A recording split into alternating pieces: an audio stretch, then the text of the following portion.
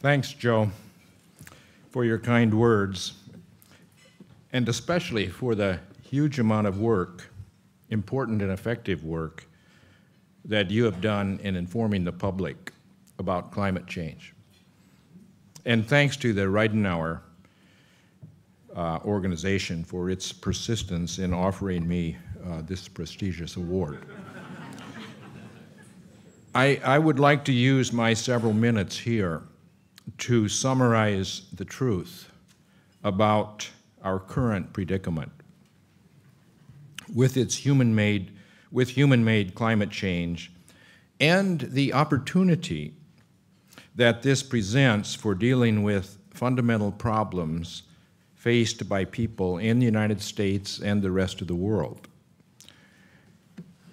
The carbon dioxide, CO2, that we put in the air by burning fossil fuels will stay in the climate system for millennia.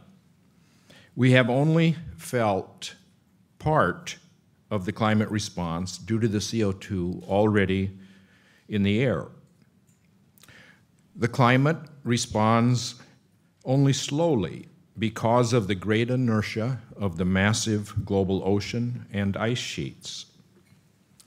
The irrefutable scientific conclusion is that we cannot burn all of the fossil fuels without handing our children and grandchildren and future generations a situation that is out of their control, with enormous consequences for the well-being, for their well-being, and for the very existence of many of the other species on our planet.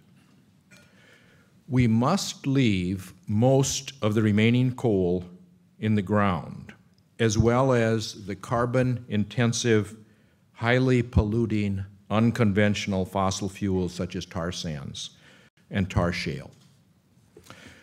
The task of leaving these dirty fuels in the ground and moving on to a bright future for today's young people cannot be accomplished by trickery and gimmicks, such as carbon cap and trade and offsets, with its inevitable horse trading and lobbying.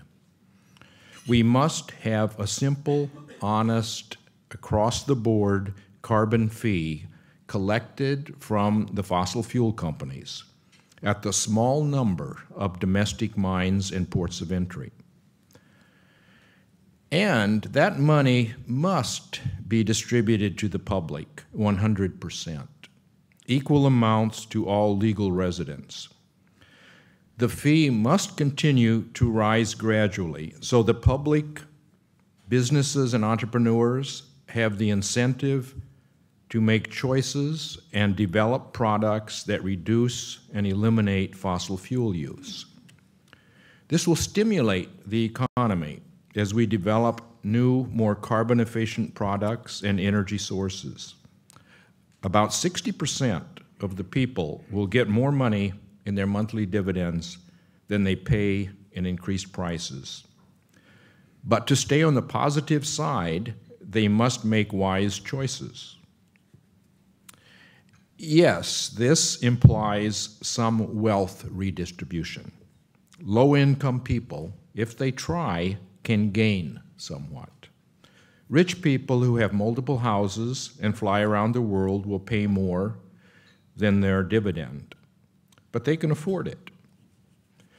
This approach can be made international via an agreement between the United States and China. China has many reasons to join, as climate disruption will hit them hard, and they need to solve pollution problems.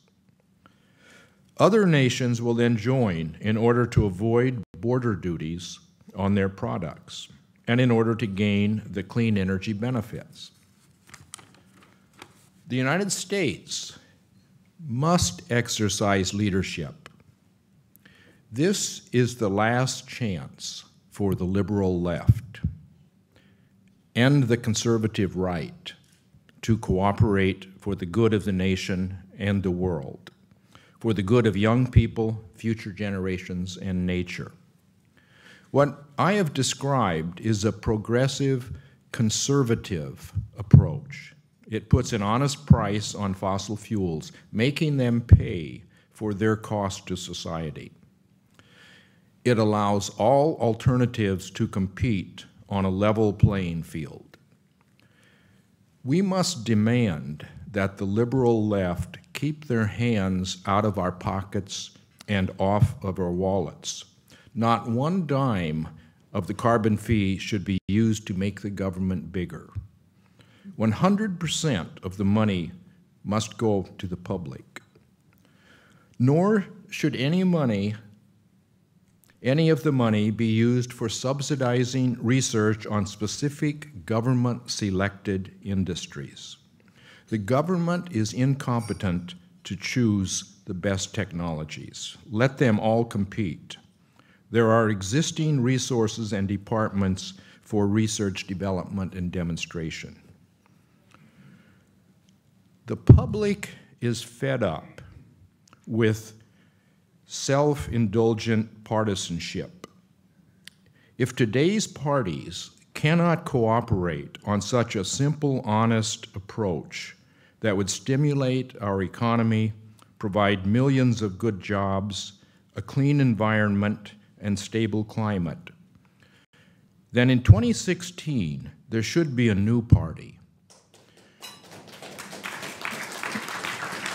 Not a fringe party on the left or right, but a centrist party, an American party, a party that will take Washington back from the lobbyists and give it to the American people.